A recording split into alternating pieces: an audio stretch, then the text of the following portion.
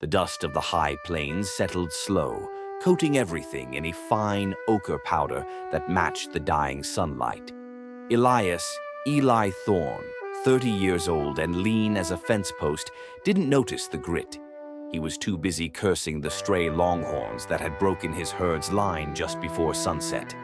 He was a cowpuncher, tough and respected, but 4 days on the trail had frayed his last nerve.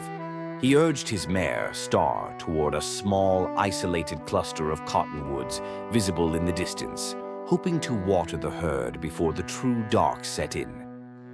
That's when he saw the fence. It wasn't just a fence, it was a defiant 3-strand barbed wire barrier running straight across what had always been the open range.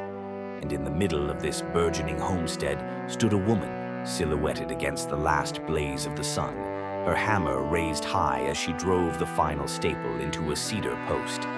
Eli pulled Star to a halt, the sudden stop kicking up a fresh cloud of dust. "Hold up there, ma'am," his voice boomed, rough from shouting commands all day. "You can't set a fence here. This is the trail, and I got 2,000 head of cattle who need that creek." The woman lowered the hammer slowly.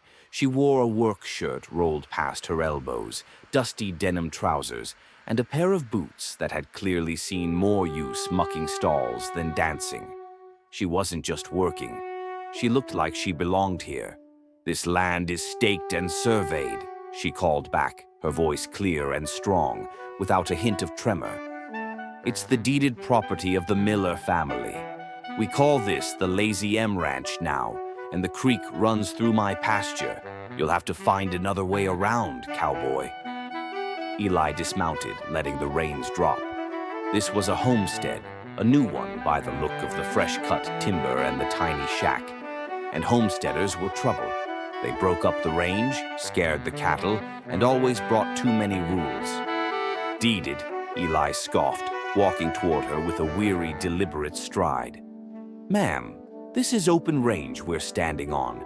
You can't just cut off access to water for every drive coming north. We'll lose half the herd before we find another watering hole."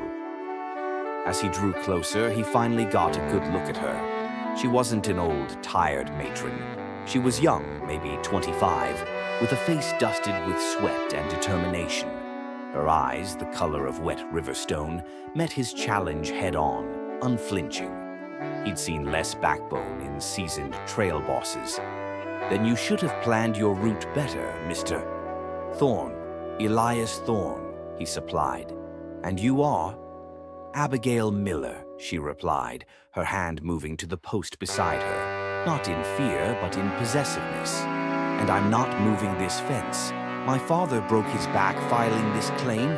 We've worked this land for 6 months, and this fence is the only thing protecting my winter hay crop from your cattle." Eli suddenly felt the full weight of his exhaustion, the soreness in his legs, the dust clogging his throat. But looking into Abigail's fierce, protective eyes, he felt something else too. A sharp, unwelcome flicker of respect for her sheer, solitary nerve. She was the one thing he didn't need. An obstacle to his job, and a complication to his heart. Yet her stand, rigid and beautiful against the wide, harsh sky, made him forget the thirst of his herd for a crucial, silent moment. "There has to be a compromise, Miss Miller," Eli finally said, his voice dropping from confrontation to a low, persuasive rumble. "I'm not asking for your pasture, just a few hours at the creek to water my stock. Then we'll be gone." Abigail hesitated, looking past him to the immense, restless cloud of brown hide and horns waiting patiently in the distance. She saw the cowboy, but she also saw the man, worn, dusty, and clearly responsible for every living creature behind him. The choice was not between her claim and his temper, but between her property line and the survival of his herd. The wide, cruel country suddenly felt smaller, forcing them into each other's orbit.